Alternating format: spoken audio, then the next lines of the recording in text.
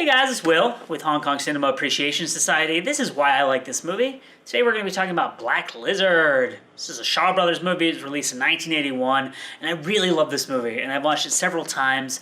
And there are people who really don't like this movie, and people who have just never seen this movie because it's not one of the more well-known Shaw Brothers films.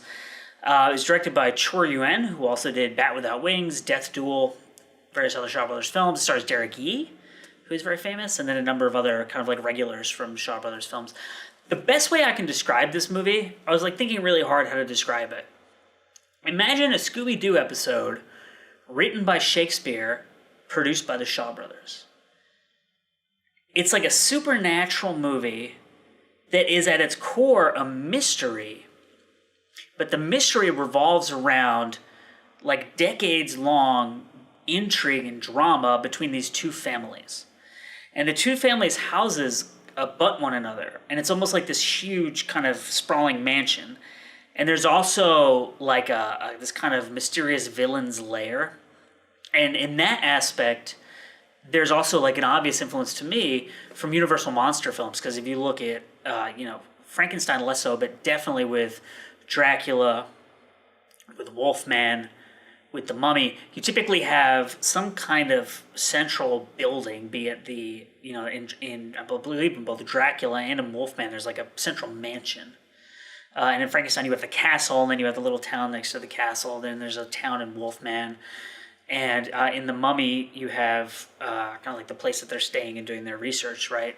I don't remember if it's a hotel or... And then you have the monster's lair. So you have the place that the Mummy came from, and you have kind of like the woods, spooky kind of area where Wolfman is.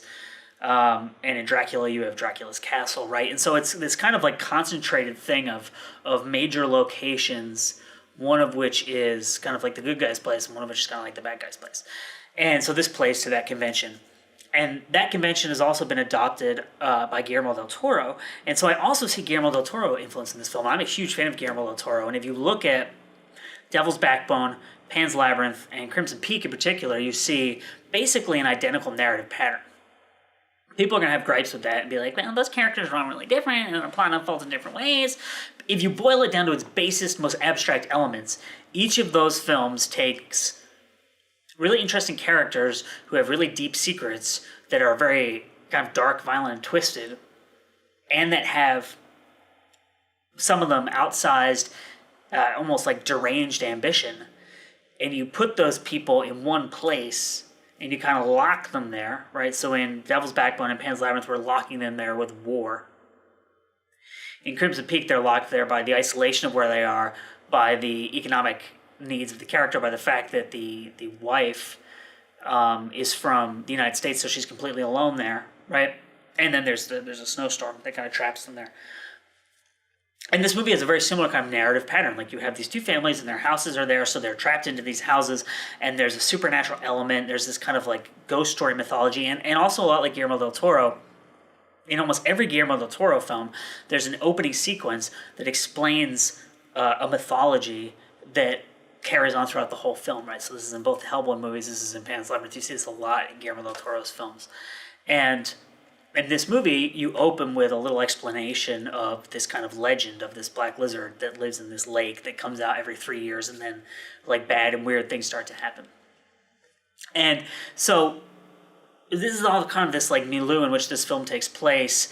And one of the things that I really love about Black Lizard is obviously very influenced by British things. Hammer films, Sherlock Holmes, there's even some Bond influence, particularly in the villain, who is like this like throw his head back and cackle like over the top guy. And also their like characters are wearing disguises, and it's like this Mission Impossible Bond kind of thing. And I know Mission Impossible is American, but this movie obviously does have some influence from Bond films.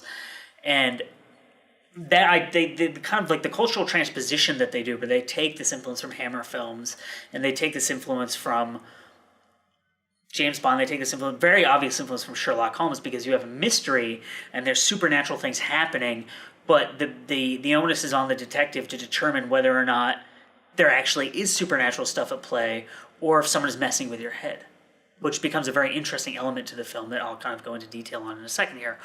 But to take all these British things and to put them in this Chinese context and to make it a Shaw Brothers film with like the sword fights and stuff is just really, really interesting to see how that works and how those influences play out.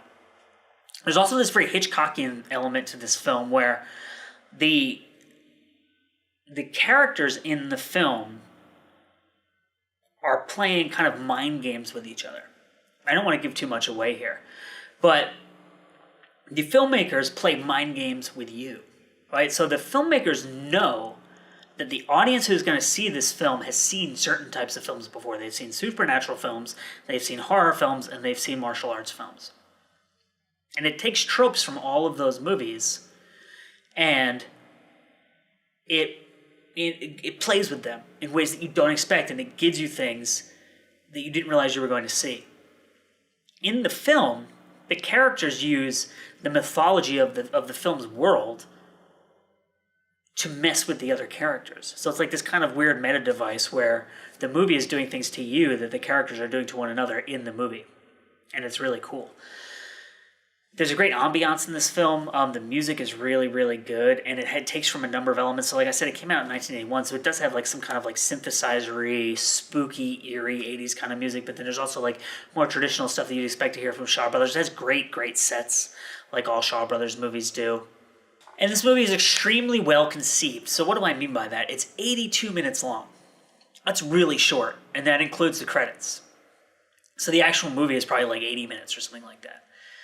And it wastes no time whatsoever in anything. You have this big opening scene. It's almost like The Godfather, where it's a big wedding. And you meet all of the characters, and you learn all of their relationships to one another, and you learn the mythology of the film.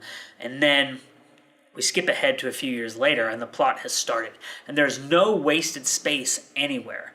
And there's a lot of mysteries happening in this movie. It's like mysteries within mysteries within mysteries. And every scene that solves one mystery or gives you information that will help you kind of start putting the pieces together also gives you another question. Literally until you get to the very, very end. There's no denouement, there's no like characters talking afterwards like, man, wasn't that crazy? Like it really does carry you to the very, very end. And that's when you find out like the last piece of the puzzle. And the script is really well put together in that way. And the way that this movie is conceived has led some people to say, and I've read like some little like blog pieces, reviews and stuff like that about this movie, that it's convoluted. And I completely disagree with that. And I would think that I would argue that the idea that it's convoluted comes from a few different things. One, it's complicated. And so you have to pay attention. But it is not convoluted. Like there's never a point at which you're like, this doesn't make sense, or I have no idea what's going on. If you follow it carefully, it makes perfect sense. It's just a very dense movie. There's a lot of information in it, and there's a lot of mystery, and there's a lot of kind of like plot twists and stuff like that. The other thing I would say is that I would argue that this is kind of true of East Asian films in general, and by East Asian films, I guess I mean predominantly South Korean films, Hong Kong films, and Japanese films. But in particular, Hong Kong films, their narratives don't hold your hand in the way that American cinema holds your hand. And American screenwriters very much guide you through the movie. And they tell you where you are in the story. They tell you what's come before. They tell you what to expect in the future. And sometimes, obviously, they invert your expectations because that keeps the movie interesting. But there are place marks along the way in American mystery films that help you sit for a second, gather the information, and figure out where you're going. Hong Kong films don't do that typically, at all, in any way. Infernal Affairs is a movie that to a T embodies that aspect of, we're not going to tell you anything, we're just going to give it to you, and you have to follow it. And if you are conditioned to watching American films and you were to watch The Departed, which is a remake of Infernal Affairs, and then watch Infernal Affairs, you'd be like, I like The Departed more because I know where I am along the story. Whereas if you prefer that Hong Kong style of filmmaking where you really just have to get it as it's coming at you, Infernal Affairs is a much better film because it doesn't baby you, it doesn't hold your hand. And this movie is very much of that mold. Like, there's no point at which it's like, okay, let's sit down for a second and talk so you know where we are in the film. It's like, we're just going to go, and there's no time wasted on catching the audience up on anything. So this is a really great movie. Truly, truly, I can't recommend it highly enough. It's probably my favorite. Well, I don't know if it's my very favorite Shaw Brothers movie. It's like one of my top 5 Shaw Brothers films. It's super underrated. It's super underseen, and it's just a great, really fascinating film to study as an act of taking influence from all these different places and making a coherent, singular whole that doesn't seem like a ripoff of all these different things, and that works really well on its own. So, Black Lizard, Shaw Brothers film, released in 1981. Go check it out.